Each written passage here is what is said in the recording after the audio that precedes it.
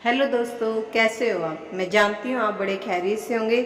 चलिए, आज एक शिव शंकर की कथा है जो कि केदारनाथ पर है कि वो कैसे स्थापित हुआ। कुरुक्षेत्र की भूमि पर 18 दिनों तक लड़े गए महाभारत के भीषण युद्ध में सभी रिश्तों की बलि चढ़ गई थी।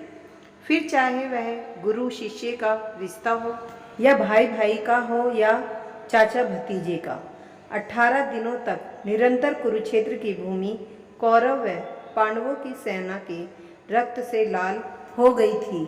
महाभारत का युद्ध समाप्त होने के पश्चात विजय तो अवश्य ही पांडवों की हुई थी, लेकिन उन्होंने भी बहुत कुछ खो दिया था। युद्ध समाप्ति के कुछ समय बाद जब सभी पांडव भगवान श्री कृष्ण के साथ बैठकर युद्ध के परिणामों व प्रभावों के बारे में चर्चा कर रहे थे, तब श्री कृष्ण ने उन्हें पश्चाताप करने को कहा। श्री कृष्ण के अनुसार पांडवों के ऊपर ब्रह्म हत्या, गोत्र हत्या, कुल हत्या, गुरु हत्या इत्यादि कई पाप चढ़ चुके थे। इसके लिए उनका प्रायश्चित करना आवश्यक था। पांडवों ने इसका उपाय पूछा तो श्री कृष्ण ने बताया कि उन्हें इन पापों से मुक्ति केवल भगवान भोलेनाथ ही दे सकते हैं। के पश्चात सभी पांडवों भगवान श्री कृष्ण की आज्ञा से भगवान शिव से मिलने काशी नगरी की ओर चले गए। हालांकि भगवान शिव को पांडवों के उनसे मिलने आने की सूचना पहले ही मिल चुकी थी, लेकिन वे उनसे मिलना नहीं चाहते थे। भगवान शिव पांडवों के द्वारा किए गए ब्रह्म हत्या व गोत्र हत्या के पाप से अत्यधिक क्रोधित थे, इसलिए वह पांडवों से बिना मिले ही वहां से चले गए। पांडवों ने काशी नगरी में भगवान शिव को हर जगह ढूंढा, लेकिन वे उन्हें नहीं मिले। इसके बाद सभी पांडव हिमालय के पहाड़ों पर बसे उत्तराखंड के गढ़वाल क्षेत्र में चले गए। भगवान शिव भी पांडवों से छुपकर यहीं आए थे। जब भगवान शिव ने पांडवों को अपने पीछे पीछे गढ़वाल क्षेत्र की ओर बढ़ते हुए देखा तो उन्होंने इसका एक उपाय निकाला। वहां पहाड़ों के बीच कई पशु घास के मैदान में चर रहे थे। भगवान शिव उन पशुओं के बीच में गए और बैल रूपी अवतार ले लिया ताकि पांडव उन्हें पहचान ना पाए। गढ़वाल के पहाड़ों पर भी पांडवों ने भगवान शिव को हर जगह ढूंढा, लेकिन वो उन्हें नहीं मिले। अंत में महाबली भीम को एक उपाय सूझा और उसने अपना शरीर पहाड़ों से भी बड़ा कर लिया। उसने अपना एक पैर एक पहाड़ी पर और दूसरा पैर दूसरी पहाड़ी पर टिकाया और गहनता से महादेव को ढूंढने लगा। भीम के विशालकाय रूप को देखकर पहाड़ों के सभी पशुओं में हलचल पैदा हो गई और वह इधर उधर भागने लगे, लेकिन एक बैल अपनी जगह पर स्थिर खड़ा रहा। उस बैल पर भीम के विशालकाय रूप का कोई प्रभाव नहीं दिखा। यह देखकर भीम समझ गया कि यही बैल महादेव का रूप है, जो बैल का अवतार लेकर हमसे छिप रहे हैं। महादेव को भी पता चल गया कि भीम ने उन्हें पहचान लिया है। यह देखकर वह बैल रूपी अवतार के साथ धरती में समाने लगे।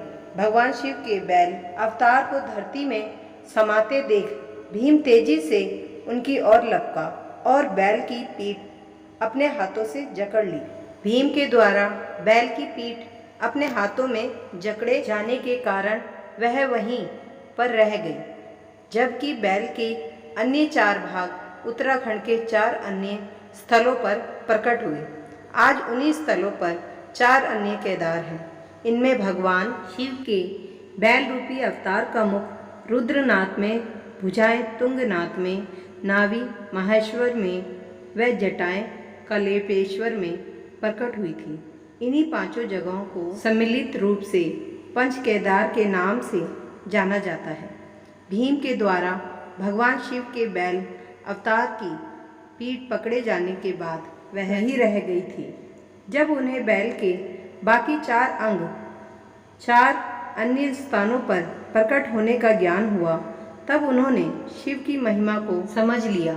इसके बाद पांडवों के द्वारा ही इन 5 जगह पर शिवलिंग की स्थापना कर शिव मंदिरों का निर्माण कराया गया।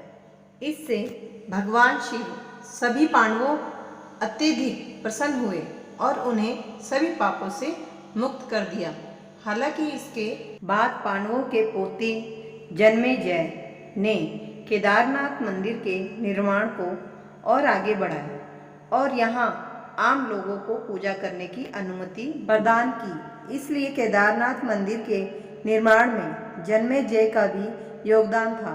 समय के साथ साथ पांडवों के द्वारा बनाया गया यह मंदिर जर्जर हो गया, वह कई जगहों से क्षतिग्रस्त हो गया। फिर जब भारत की भूमि पर आदि शंकराचार्य ने जन्म लिया तब उनके द्वारा संपूर्ण भारत भूमि की पैदल यात्रा की गई। वह चारों दिशाओं में 4 धाम की स्थापना की गई।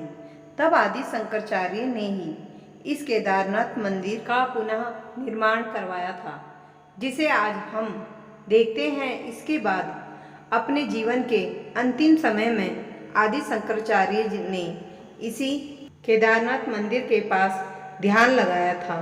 वह समाधि ले ली थी। उनकी समाधि आज भी केदारनाथ मंदिर के पास में ही स्थित है। फिर 10वीं से 13वीं शताब्दी के बीच कई भारतीय राजाओं ने मंदिर का जीर्णोद्धार करवाया था। हालांकि 2013 में आई भीषण प्राकृतिक आपदा के बाद केदारनाथ मंदिर के आसपास के ढांचों को बहुत क्षति पहुंची थी।